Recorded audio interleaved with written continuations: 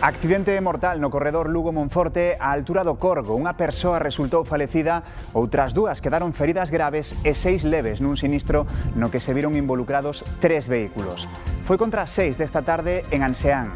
A magnitude do accidente obrigou a desprazar varias dotacións da Garda Civil, 2 camións de bombeiros, 3 ambulancias e o Grupo de Intervención Psicolóxica en Catástrofes e Emerxencias. A Xunta pide reflexionar sobre como almacenar máis auga con invernos cada vez máis chuviosos e veráns máis secos. A conselleira de Medio Ambiente chama a actuar. Nunha entrevista na Televisión de Galicia, Ángeles Vázquez pon sobre a mesa a posibilidade de construir encoros e outras infraestructuras para previr futuras secas. Os atractivos de Santiago volven a ocupar páxinas na prensa internacional. Desta volta foi no xornal británico The Times. Seleccionou o parador do Hostal dos Reis Católicos como aloxamento destacado para descubrir o norte de España. De feito, os británicos son boa parte da clientela do hotel de 5 estrelas que leva todo o verán rozando o 100% de ocupación. Comezamos, boas noites. A Xunta fai un chamamento á calma e á responsabilidade ante a seca. Asegura que a situación non é dramática, pero pide reflexionar sobre como almacenar máis auga. O Goberno galego matiza que construir novos encoros non significa encher Galicia de presas. Galicia non se vai quedar sin auga. Abrimos a billa e sai auga. Agora xa sale clara. Un xesto rutinario no país dos 1000 ríos, pero este verán a terra está máis seca. Estamos diante dunha catástrofe? Os datos din que non. A situación de Galicia non é dramática. O verdadeiro inimigo non se ve, está xusto debaixo dos nosos pés. O problema non é que non chova, é que as nosas tubaxes perden moita auga.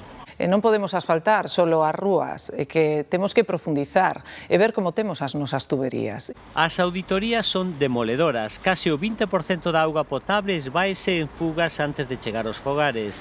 Unha sangría invisible que obriga a actuar na rede, pero tamén a cambiar a estrategia cos nosos invernos. Galicia ten ríos curtos e rápidos, a auga da chuvia corre con presa e remata axiña no mar. Por iso, a Xunta quere abrir un debate, como almacenar máis e mellor. Cando falamos de embalsar máis auga, non temos por que dicir que imos facer embalses en todo Galicia, que os embalses teñen que ser enormes. Non, é que hai veces en que temos que facer pequenas infraestructuras que poden salvar certas situacións. O Goberno galego descarta encher Galicia de macroencoros, pero si exixe unha reflexión conxunta de toda a sociedade. Eu creo que cando hai estudios técnicos en riba da mesa, deixémonos de debates absurdos, centrémonos no que é a parte técnica. Sen alarmismos, pero con previsión, porque a día de hoxe o mapa da seca xa deixa 32 concellos en alerta. O desembarco dunha nova aeroliña en Santiago chega con polémica. O Concello mantivo contactos cos promotores da iniciativa, pero agora desmárcase do proxecto.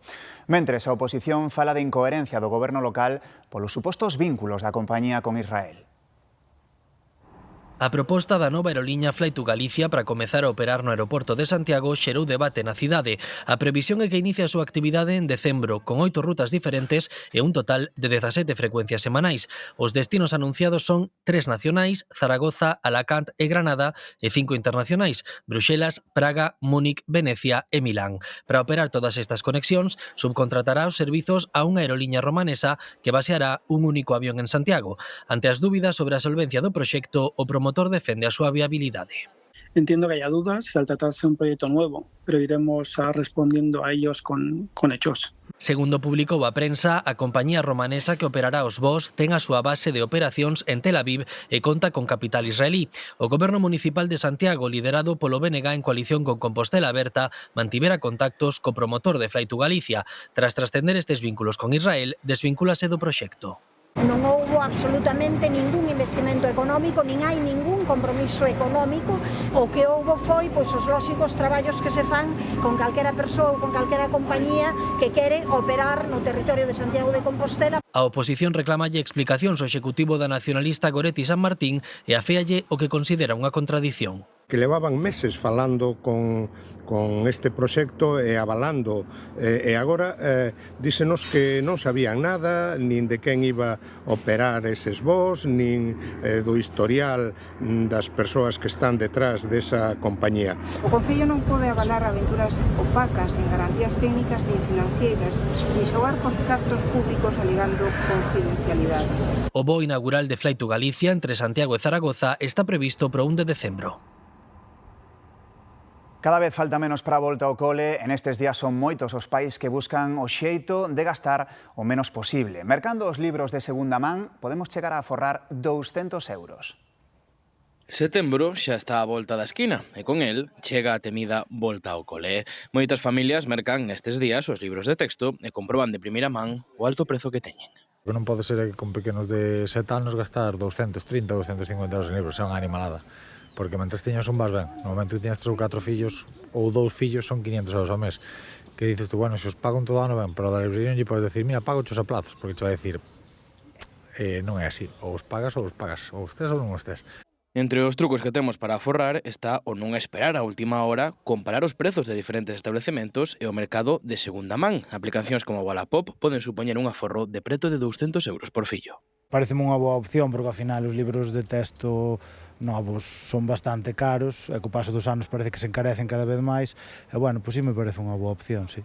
Segunda mano estaría dispuesto? Bueno, no veo por qué no. Non veo por que non. Os estudos falan de que preto do 76% dos pais empregan as aplicacións para mercar ou vender os libros. Iso sí, moitas veces atopan obstáculos.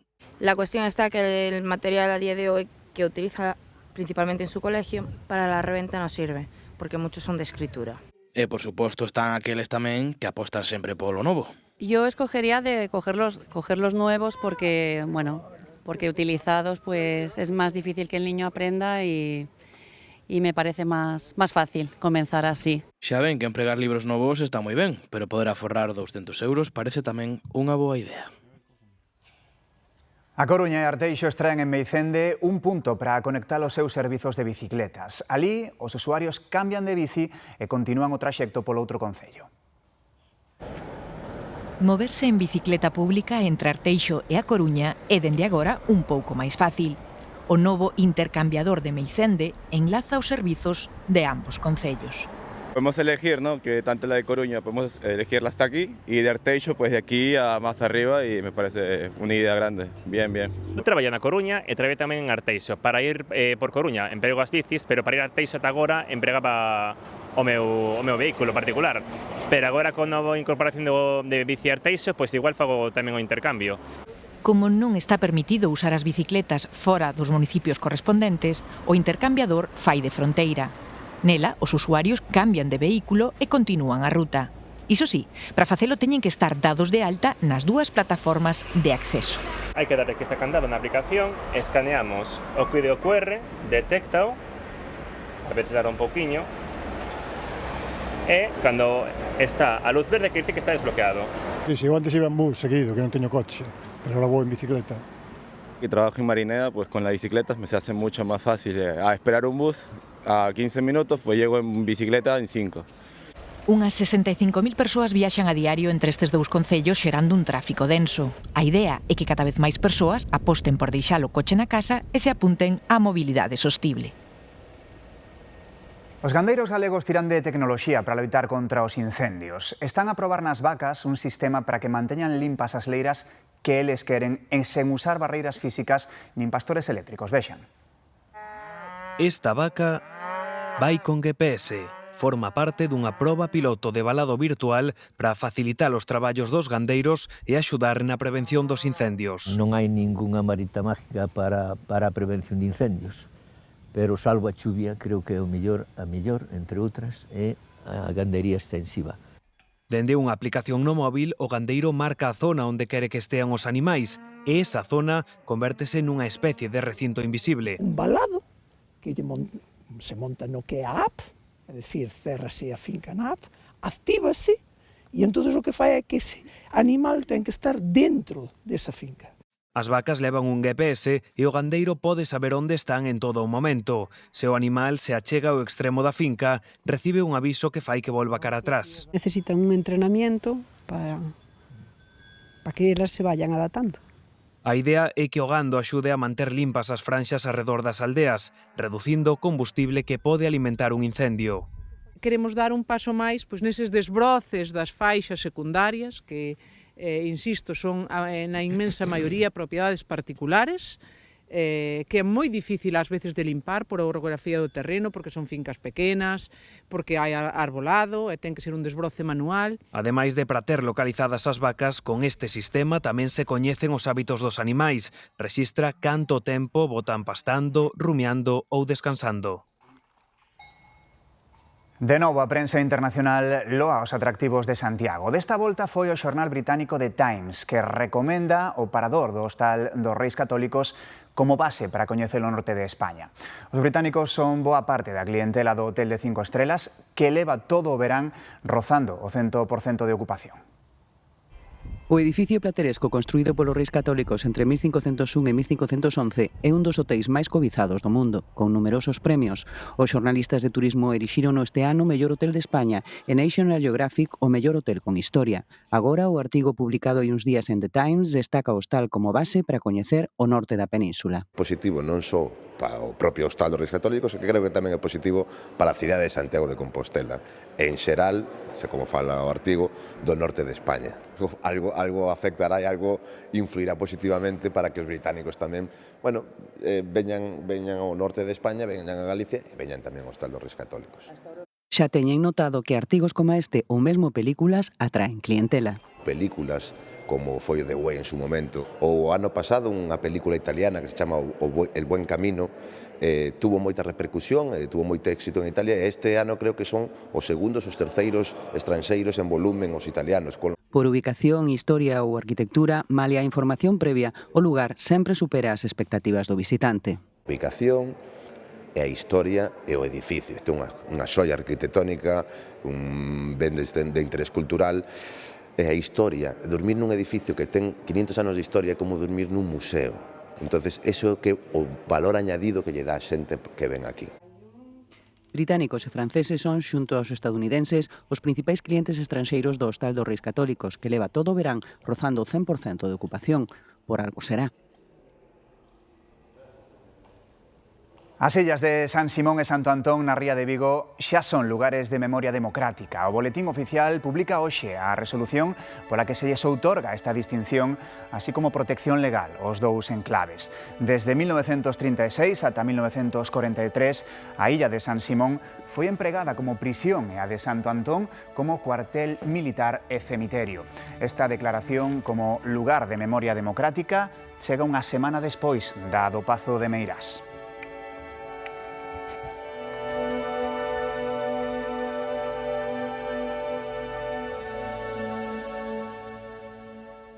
Máis asuntos deste venres entreganlle á Garda Civil unha nova patrulleira con selo galego especializada na loita contra o narcotráfico. É o río Odiel, a séptima da serie H60 construída no esteleiro Aister de Moaña. Son embarcacións cun resistente casco de aluminio e que acadan os 60 nós que veñen sendo máis de 100 km por hora. Poden facer xiros e manobras sen perder velocidade. Están especialmente deseñadas para perseguir e interceptar narcolanchas. Desartellada en Burela unha rede de distribución de haxís e cocaína operaba en localidades turísticas da Mariña e de Asturias, Demetrio. Sí, a operación levou a cabo as xentes da Garda Civil daqui, de Burela, e iniciouse a principios deste ano. Saldábase con 7 persoas detidas, destas 6 ingresaron á prisión despois do seu pase á disposición xudicial. No transcurso desta operación practicáronse varios rexistros e os axentes da Garda Civil incautáronse de 4 kilos de cocaína, así como de diferentes vehículos, un arma de fogo e tamén de diñeiro en efectivo. A banda presuntamente dedicábase á distribución de haxís e de cocaína en zonas turísticas aquí da provincia de Lugo e tamén da zona de Asturias. Grazas, Demetrio. E 6 detidos tamén en Arteixo, todos membros da mesma familia, nun golpe a un dos supermercados da droga con máis historia na contorna da Coruña. Levan xeracións movendo todo tipo de drogas. Rexistros en 4 casas con 6 detidos e drogas varias. No hacen cacheo, pero non sei se cogieron algo, non cogieron nada. Hay de todo aquí, como caballo, coca, droga, pipa, de todo. En total, 1.400 doses de heroína, máis de 300 de cocaína, hachís, cartos en efectivo e un turismo. Civil la policía ahí, coparon toda la calle, además de forma agresiva. Houve unha movida moi grande aquí en Meicende, aí nas Eiras, estaban facendo unha macorredada, estaban con máscaras, estaba todo cortado. Estaban las carreteras, la entrada que van para el colegio, la entrada de aquí de las Eiras. Son irmáns, primos, un pai e un fillo que comparten casa, case a familia ao completo, os que quedaron libres gardanlles a vivenda.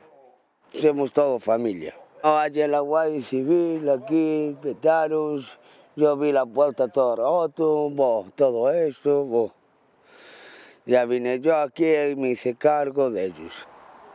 As Eiras leva décadas sendo o principal supermercado da droga de Arteixo de toda a contorna da Coruña.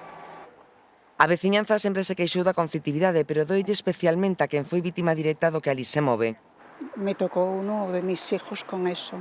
Era jovencito, pero sí, pero ahí a montones, aquí a montones, de siempre. Incluso hubo niños que ellos mismos se quitaron la vida. Esto es durísimo, porque esto es acabar con la vida de los padres y con la vida de los hijos. A familia deféndese. Son inocentes. Pero no son inocentes, hombre. Se mueven gente, pero ya nosotros ya no. Xa lle lo adiantábamos en titulares, un accidente múltiple no corredor Lugo-Monforte deixa unha persoa falecida, 2 feridas graves e 6 leves. O sinistro en que se viron involucrados 3 vehículos ocorreu contra as 6 desta tarde á altura de Anseán, en sentido Monforte. A magnitude do accidente obrigou a desprazar varias dotacións da Garda Civil, 2 camións de bombeiros, 3 ambulancias e o grupo de intervención psicolóxica en catástrofes e emerxencias. A circulación permaneceu cortada en ambos sentidos, o que ocasionou longas retencións de vehículos. E a Policía Nacional atopou hoxe o corpo sen vida dun home de 47 anos no río Miño ao seu paso por Lugo. As principais sospeitas son que o falecido caeu ao río dende un camiño próximo. A voz de alarma deuna un piragüista que estaba adestrando pola zona. A vítima puido ser identificada grazas a un amigo que pasara a noite con el nunhas casas ocupadas. Desaloxan a localidade castellonenca de Gátova por un incendio forestal que avanza sen control pola Serra da Calderona. O lume provocou un raio durante as fortes treboadas que descargaron onte na zona. Un incendio forestal con 11 kilómetros de perímetro ameaza a localidade castellonenca de Gátova. Primeiro decretouse o seu confinamento, pero finalmente optaron por evacuar a vila ante o avance descontrolado das lapas. Pájaro y lo justo. Ni ropa ni nada he cogido, ya vendré cuando pase todo. Llegado la alarma al móvil y que empieza la evacuación del pueblo. O lume comezou en Segorbe durante as treboadas do xoves. En estas primeiras horas xa arrasou 400 hectáreas. Y que rápidamente causó un gran impacto en una zona alta de la población provocado por un rayo. A unidade militar de emerxencia sumouse ao amplo dispositivo terrestre que tenta atallar con serias dificultades o avance das lapas pola Serra da Calderona. Unos riscos altos que hay en la zona entre Gátova y Segorbe, que en esos riscos no hemos podido entrar con medios terrestres porque es imposible debido a la difícil orografía y a la vegetación que hay en el lugar. Desde o aire, 12 medios aéreos tentaban conter o perímetro do incendio antes de que caera a noite. Contan que a dirección do vento non poña en perigo máis zonas habitadas. En Ceuta, centos de inmigrantes volveron a instalarse na praia do Trampolín só 24 horas despois de seren desaloxados dali. Mentres, a tensión crece na cidade autónoma e a Policía Nacional desartellou en Cádiz 2 mafias que cobraban 9.000 euros por trasladar estas persoas á península. Hai 5 detidos. Moitos non conseguiron sitio nos campamentos de acollida temporal e outros decidiron regresar polo medo a seren deportados. A praia do Trampolín é o refuxio de centos de migrantes de novo, tras o desaloxo e a limpeza que se fixo do areal nas últimas horas. Pidiendo a España así solución. Antes de 2021 se ha hecho asilo a toda la gente y también piensa ahora tiene que hacerlo. O conflito enquístase e as protestas veciñais aumentan na cidade autónoma, onde, segundo as ONGs, centos de migrantes continúan en situación de vulnerabilidade e onde xa se detectou a presenza de mafias. A policía desartellou dúas organizacións que captaban migrantes para trasladalos á península de maneira irregular, en lanchas, en medidas de seguridade e cobrándoles 9.000 euros por traxecto. Hai 5 detidos e un deles está en prisión provisional. O Goberno vai designar o ministro de Política Territorial, Ángel Víctor Torres, como mando único para coordinar a crise migratoria, tal e como lle reclamara o presidente de Ceuta. E 22 días despois daquela entrada masiva, esta tarde comezaron a enterrar os corpos dos migrantes que faleceron cando intentaban chegar a Ceuta. Hoxe sepultaron 18 dos 140 mortos, que descansarán no cemiterio musulmán da cidade autónoma ante a negativa de Marrocos a repatriar os cadáveres. A maioría están sen identificar, as súas sepulturas, sen nome como ven, quedaron identificadas con números. 3 persoas resultaron feridas nun ataque con espada nun instituto de Suecia. 2 adolescentes foron trasladados ao hospital con feridas graves. A policía logrou interceptar e ferir de bala nunha perna ao atacante, un mozo de 18 anos. Descoñécense as motivacións que o levaron a actuar. Por precaución, confinaron durante unhas horas varias escolas de Fagersta, a localidade de 12.000 habitantes onde se produciu este ataque. E Rusia reaviva o conflito co Xapón ao confirmar que realizou probas con mísiles nas Illas Kuriles, un territorio anexionado tras a Segunda Guerra Mundial e cuxa soberanía reclama Tokio. As manobras fixéronse 7 días despois da visita de Vladimir Putin ao arquipélago, moi criticada entón polo goberno xaponés, que agora presentou unha protesta diplomática. Tokio di que é inaceptable que Rusia pretenda aumentar a súa capacidade militar nas Illas Kuriles. En Italia, o polvo, ademais de saborealo, tamén o empregan para combater pragas, concretamente a do cangrexo azul. Trátase dun proxecto da Universidade de Boloña que liberou máis de 80.000 crías de polvo en augas do mar Adriático. O obxectivo é que, cando medren, estes polvos se convertan en depredadores naturais do cangrexo azul, unha especie que ameaza o marisco italiano e que tamén se deixou ver xa por augas españolas.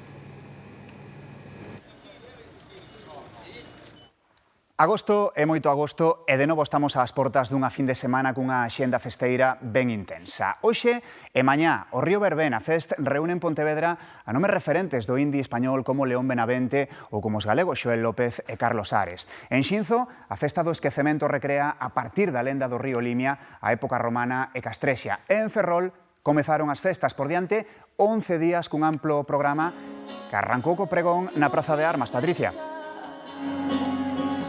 Sí, en Ferrol xa se respira ambiente de festa e uns minutos as artistas locales Sofía e Antía pronunciaban ese pregón no co que se arrancaban oficialmente estes días de festa, unhas festas que chegan hoxe xa cun prato forte, agora mesmo sobre o escenario a cantautora galega Yoli Sá, despois será o turno de Bombay e logo un dos concertos máis esperados, o de Fangoria.